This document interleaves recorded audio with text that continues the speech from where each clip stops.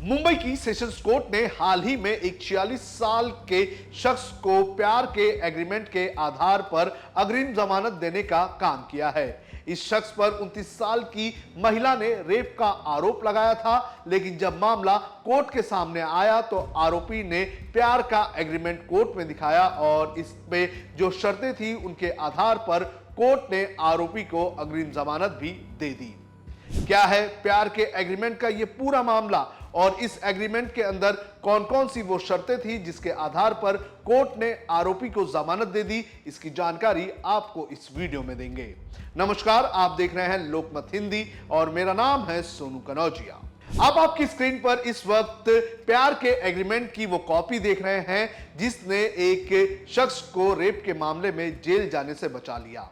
जानकारी के अनुसार मामला मुंबई के कोलाबा इलाके का है, जहां 46 साल के एक सरकारी कर्मचारी और एक 29 साल की महिला लिव इन रिलेशन में रहा करते थे।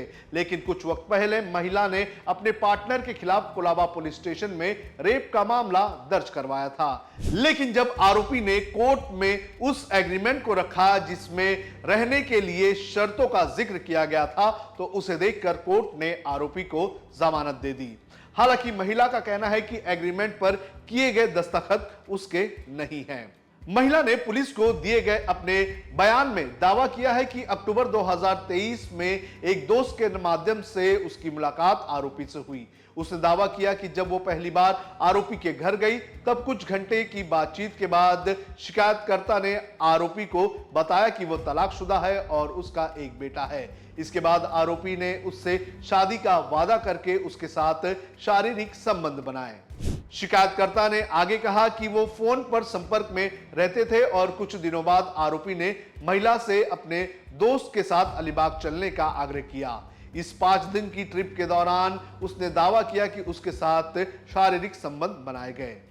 महिला ने अपनी शिकायत में आगे यह भी दावा किया है कि कुछ और मुलाकातों के बाद आरोपी ने कथित रूप से महिला को बताया कि उसके पास उसके आपत्तिजनक फोटो हैं जिन्हें वो सार्वजनिक कर देगा अगर वो उसकी बात नहीं मानती है और उससे मिलने नहीं आती है।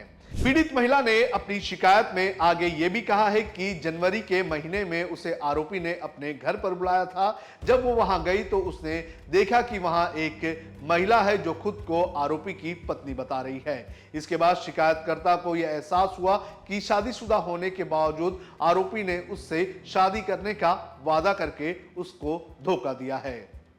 महिला ने इस मामले में 23 अगस्त को कोलाबा पुलिस स्टेशन में एक एफआईआर दर्ज करवाई थी। इसके बाद आरोपी ने अग्रिम जमानत के लिए सेशंस कोर्ट का रुख किया, जहां उसे एग्रीमेंट के आधार पर 29 अगस्त को जमानत मिल गई। अब आपको बताते हैं कि एग्रीमेंट में कौन कौन सी शर्तें रखी गई थी। एग्रीमेंट की कॉपी में लिखा गया है कि पुरुष और महिला 1 अगस्त 2024 से 30 जून 2025 तक लिव इन रिलेशन में रहेंगे। दूसरी शर्त में यह कहा गया है कि इस अवधि के दौरान वे एक दूसरे के खिलाफ कोई यौन उत्पीड़न का मामला दर्ज नहीं कराएंगे और अपना समय शांति से बिताएंगे। वहीं इस एग्रीमेंट की तीसरी शर्त में यह कहा गया है कि महिला पुरुष के घर पर रहेगी और अगर उसका व्यवहार ठीक नहीं लगेगा तो वो 1 महीने की नोटिस देकर किसी भी समय अलग हो सकते हैं।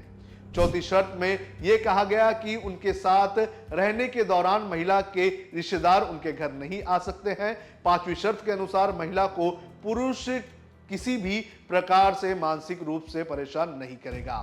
6ठी शर्त में यह भी कहा गया है कि अगर महिला गर्भवती हो जाती है तो पुरुष को उसका जिम्मेदार नहीं ठहराया जाएगा और यह पूरी तरह से महिला की जिम्मेदारी होगी। 7वीं और आखिरी शर्त में यह कहा गया था कि अगर परेशान करने की वजह से आरोपी मानसिक रूप से परेशान होता है और उसका जीवन प्रभावित होता है तो महिला को इसका जिम्मेदार ठहराया जाएगा। ऐसी 7 शर्तें थी जिनके आधार पर कोर्ट ने आरोपी को जमानत दे दी है। हालांकि जो आरोपी है उनके वकील की अगर बात करें तो सुनील पांडे का यह कहना है कि ये एक ऐसा गैंग घूम रहा है जो पहले तो पुरुषों से दोस्ती करती हैं और फिर उन्हें लिव इन रिलेशनशिप में लाकर उन्हें लूटने का काम करते हैं। और इनका लव अफेयर था। अब ये जो लेडी है ये हमको पता चला कि लेडी ये सबके साथ की है। मुंबई के अंदर इसने अभी तक 8-10 लोग को ऐसे ही फंसाई है। ये क्या करती है, ये एग्रीमेंट बना लेती है, बना के बाद में ना लोगों से ब्लैकमेल करके पैसा लेती है और फिर ये बोलती है मैं प्रेग्नेंट हो गई और बाद में ये अबॉर्शन करा लेती है ब्लैकमेल करके। अबॉर्शन का कोई रिपोर्ट नहीं होता, कौन से हॉस्पिटल में होता नहीं, फिर ब्लैकमेल करके क्या करती है, कंप्लेंट करती है। कंप्लेंट करके फिर ये क्या करती है कि जब हमारे क्लाइंट जब एंट्री सकती है घर के अंदर घुस के और घर का पोजीशन देंगे, फिर हमने पुलिस को बोल के पोजीशन खाली करें। फिलहाल इस पूरे मामले को लेकर अब पुलिस आगे की जांच कर रही है, लेकिन आरोपी के लिए राहत की बात यह है कि उसे एग्रीमेंट के आधार पर कोर्ट ने जमानत दे दी है। आपका इस पूरे मामले पर क्या कहना है, आप कमेंट करके हमें जरूर बताएं।